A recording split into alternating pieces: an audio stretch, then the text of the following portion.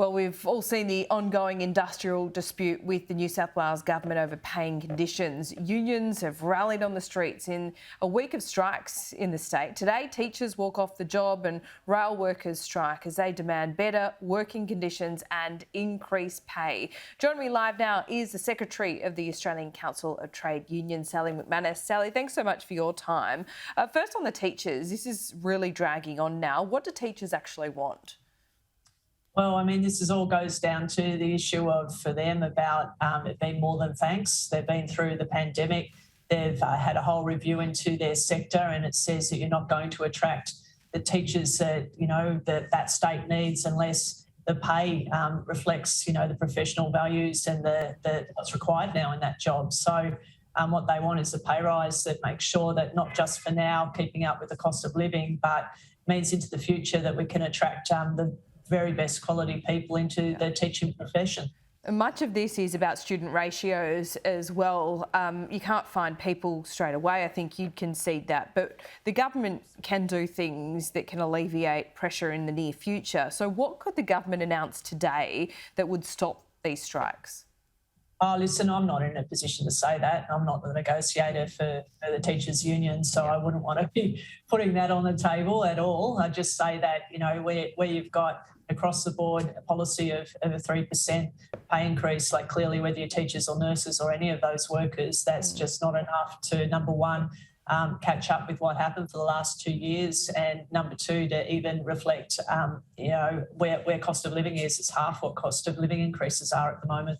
Okay, let's talk more generally, because we're pretty much at technical full employment. This is the best market for employees that we've seen in many years. Why aren't wages going up? Yep, this is such a good point. It was we were told for a long time that all you got to do is make sure unemployment goes down and magically wages will go up, and hopefully everyone could see that that's not the way things work. Actually, yes, it makes a difference, but it doesn't make a big across the board difference. And that's simply because there's a big issue in our country in terms of the underlying bargaining power that workers have. And so employers don't just, wake up one day and say, OK, I'm going to give people pay rises. Some do, but most don't. It's got to do with how much power you have to be able to negotiate a pay rise. So the reason why it's not happening is employers aren't wanting to give those pay rises. A whole lot of them are wanting to lock in the profits they got at the moment, how well they're doing at the moment, and if they don't have to give those pay rises, they're not giving them.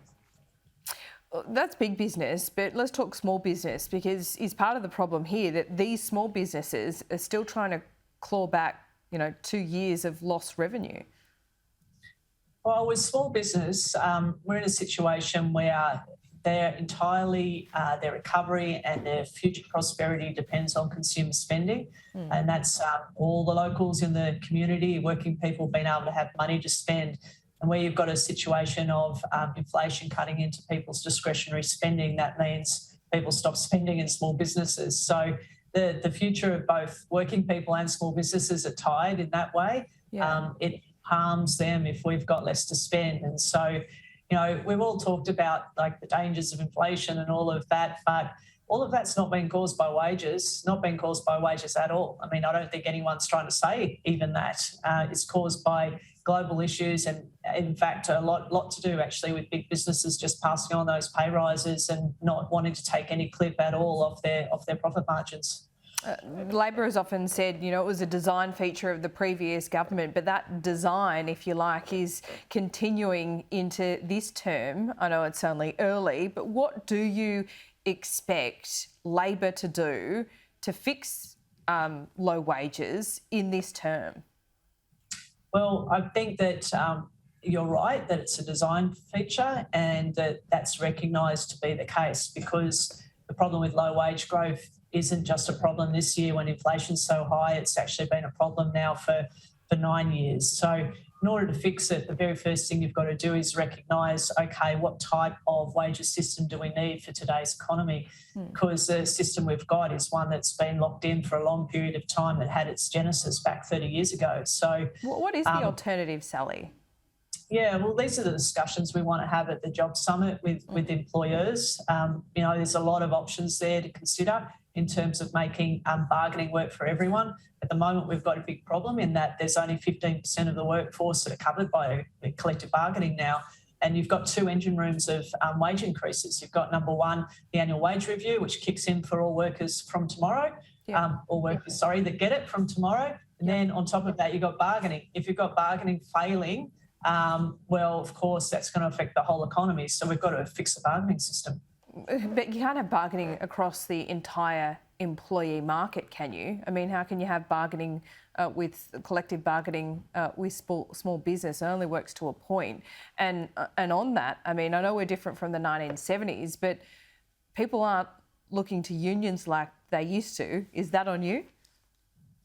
Well, I mean, there's a lot of issues in there. We've never, ever had small business being members of unions. Like even when the union movement in its heyday was at like 60% union membership, wasn't like the corner store, like it was full of union members. So I'm not sort of envisaging that that's going to happen tomorrow either, or that we're trying to aim to do that. It will be the case that most of those small businesses that are retail and hospo places will still be dependent on awards and those changes that come through. And I don't see that we're proposing or anyone's proposing any changes there. Really, we're talking about beyond that. So those jobs that are beyond those minimum wage jobs, what can be done to ensure that as a country, we're a country that's got decent, high-paid jobs that reflect skills and productivity that the workforce is contributing. Yeah, Sally, do you accept that the real-world product of some of these enterprise bargaining agreements haven't worked for workers, and sometimes that has got it wrong? Overall, people haven't been better off, whether it's the days that they have to work, and it seems like some of these big corporations have essentially gamed the system so they don't have to pay weekend penalties. Yeah, there's been heaps of gaming of the system. I mean, what happens with any set of laws, just like with the tax laws? I mean, there's a drive all the time from people who have money to say, okay, how can we use these laws or get around them or game them? And that's absolutely what's happened to workers' rights. So, for example, what some employers will do is that they might bargain with their employees. They do come to a good agreement and fair pay with good pay increases, and then you've got a new management that comes along and says, no, well, look, we'll just outsource, we'll send it off to labour hire, and goodbye to all those conditions. So that's a form of gaming that's happened. I could point, unfortunately, to about 10 of those different examples. And so when you're thinking about fixing the system, you've got to think about it like in a holistic way, which we are really ready to do. We want a system that works for the future. All we want is for working people to fairly share in, the nation's wealth, and at the moment we're not. Two quick things ahead of the Job Summit. 400 jobs need to be filled in this country. How many of them will need to be filled by migrants? I don't know how many will need to be filled by migrants. Roundabout? I do know that we've got to increase the number of working people that we have. That's clear. Like, no one's arguing about that. And one of the biggest ways we can do that is free up all this capacity that's currently, here, and that is all the working women that at the moment aren't working because they can't get affordable childcare. So once changes to that come in, that's going to free up a whole lot of skilled workers that will be able to contribute. Certainly in terms of a whole lot of areas, because we haven't been able to get all of those overseas students back, and they also create jobs in the university sector. That means that there's been pressure at that bottom end of the labour market. So obviously we want to see universities get back on their feet, and that means having overseas students here. That will make a big difference.